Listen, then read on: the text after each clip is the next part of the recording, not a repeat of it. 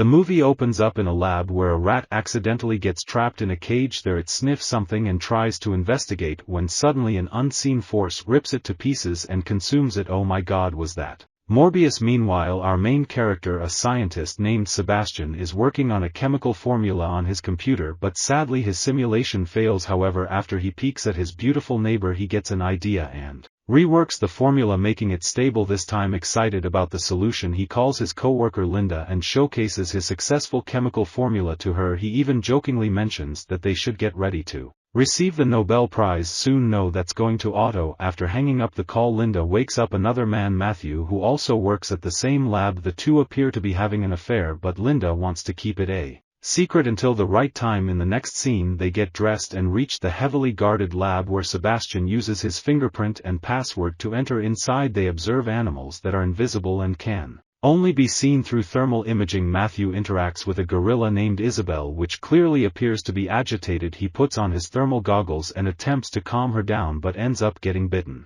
Following this, Isabel runs out of the cage and creates havoc in the office. Sebastian and Matthew chase the invisible gorilla throughout the lab until they corner her without wasting any time. Sebastian then tranquilizes her, but Sarah, a vet, objects to injecting the untested serum. However, Sebastian brushes off her concerns and rudely says that she was hired for her expertise and not her animal-loving nature. Later, Linda prepares the serum that Sebastian developed to make the invisible animals visible again. She then carefully injects it into Isabel's veins to see remarks, temporarily making her partially visible, but soon she goes into cardiac arrest. This causes panic among all the employees, prompting them to use a defibrillator on the gorilla. Fortunately, the plan works and Isabel comes back to life. The serum also stabilizes her heartbeat, making her fully visible. Everyone in the lab erupts in joy and Sarah is optimistic about Isabel's recovery. After this, they all go to a restaurant to celebrate. The following week, Sebastian presents their research findings to a Pentagon committee. He says that his team has successfully created a formula which can make animals go invisible. However, when Dr. Kramer inquires if they have developed a reversion, Sebastian lies,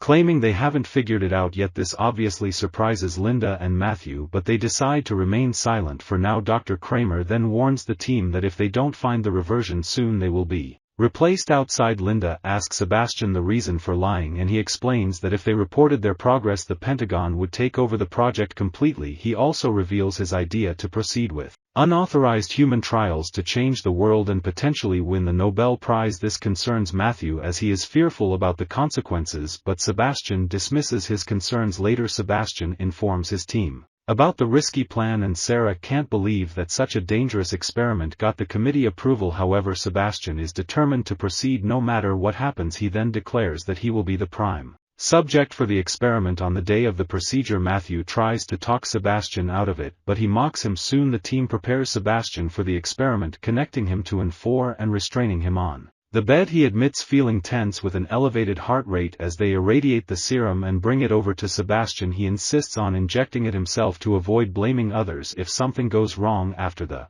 injection, everyone anxiously watches for results, but there's no immediate change in Sebastian's body. But after a few minutes, he suddenly begins convulsing as patches of invisibility appear on his skin. He expresses more pain than expected, and his vital signs become erratic, indicating he's on the verge of a seizure, or maybe he's about to blow. With the continuing invisibility process, the remaining members prepare the defibrillator for any emergencies. Matthew advises them to wait as they see Sebastian stabilizing during the transformation. Finally, he becomes completely invisible, and a technician named Frank calls the moment when the phase shift occurs. Although Matthew reassures them that Sebastian is physically okay, he is unconscious due to the traumatic experience. 17 hours later, Sebastian wakes up in pain and asks Linda and Matthew to turn off the lights as he is facing problems opening his eyes. However, they explain that he can't close his transparent eyelids. Sebastian then goes to the mirror and then returns to the lab area where he startles everyone. They use thermal goggles to see him, and Matthew and Linda take him back to his room, setting up observation monitors. Later, Sarah falls asleep during her shift and Sebastian sneaks into the observation room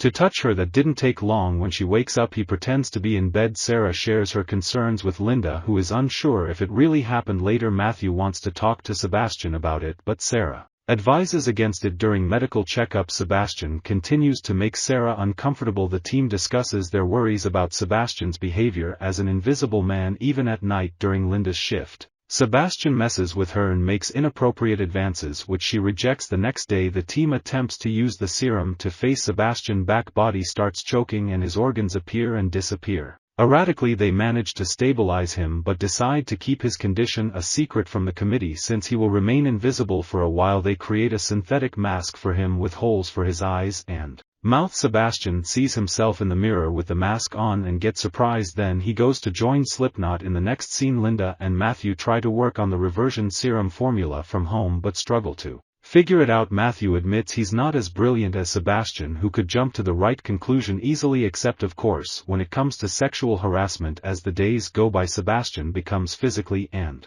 physiologically sick due to the continuous testings. He argues with Matthew about it but Linda comforts him. Feeling unsatisfied with their efforts, Sebastian decides to leave the lab that night. He informs his colleague Carter but the latter tries to stop him due to the rules. However, Sebastian insists he can change the rules because he is the one in charge. He then leaves the compound, promising to return in a couple of hours. After this, Carter calls Linda to inform her about Sebastian's departure. Meanwhile, Sebastian evades the police guard outside the compound and drives off at a traffic light. He frightens a couple of kids nearby. Next, Sebastian goes back to his apartment to collect some of his belongings. While he is at it, he notices his beautiful neighbor undressing in her apartment. Realizing that he is completely invisible, an evil idea strikes Sebastian's mind. He removes his mask and sneaks inside the neighbor's apartment. Then he stares at her for a while before inappropriately assaulting her. Moments later, Linda arrives at Sebastian's apartment, finds his mask and realizes he has been there at the lab. The team prepares to find him, discussing the need to keep his condition a secret from the outside world. Unexpectedly, Sebastian returns to the lab claiming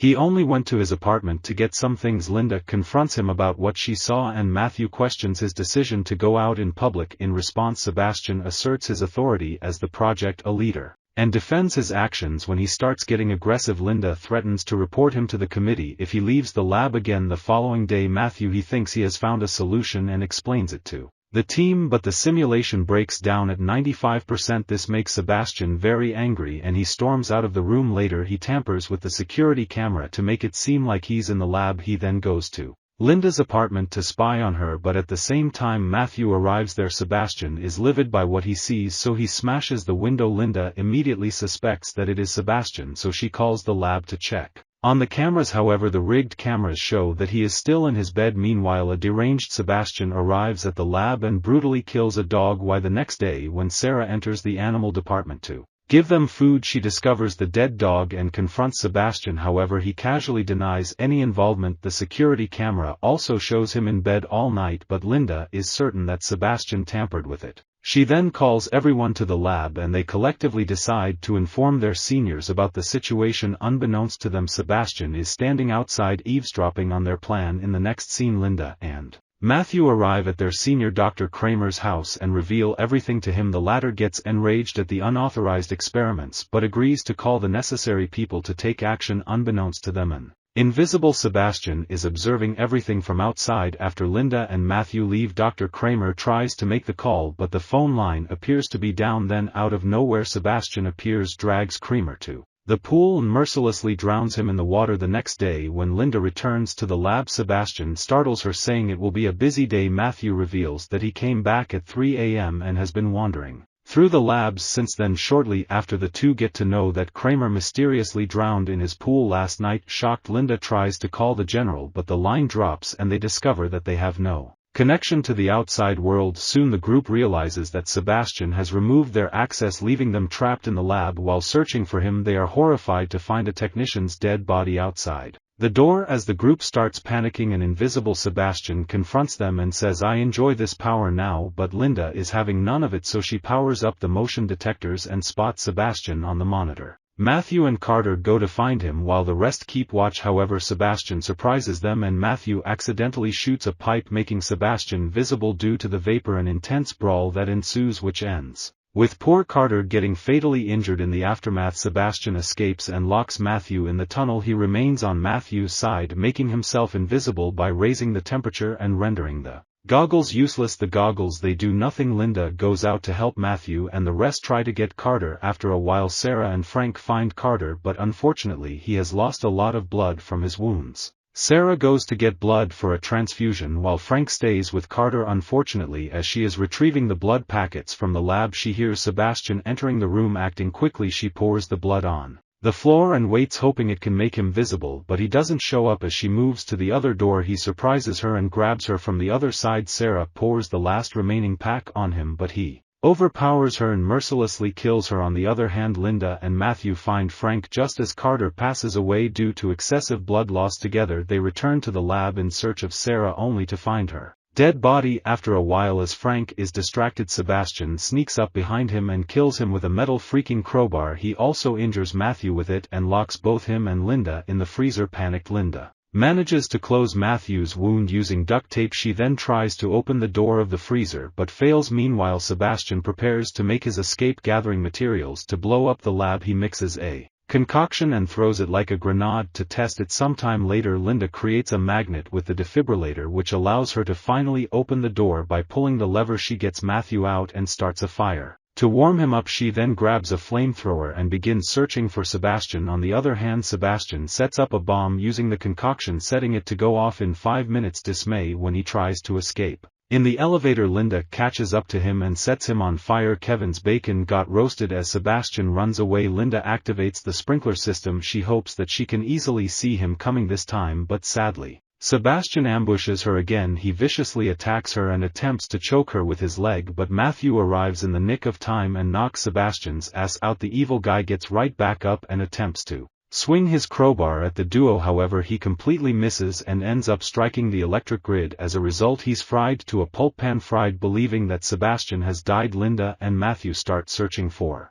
the hidden bomb but fail to find it. Soon the bomb detonates, but they manage to hide in a safe spot. The duo then tries to get out of the building using an emergency ladder through the left, but when they begin climbing, Sebastian unexpectedly shows up and grabs Linda by her leg. In their struggle, they fall back onto the elevator, sending it back down. Despite the grave injuries, they keep on fighting when all of a sudden the pervert Sebastian kisses. Taking advantage of this distraction, Linda grabs the cable and releases the elevator. Because of this, Sebastian falls into the fire, charred grilled bacon, while Linda climbs up to safety. The movie ends with Linda and Matthew reuniting and walking out of the building alive. Subscribe for more videos like this, turn on notifications, and leave a like to help the channel out. Thank you for watching.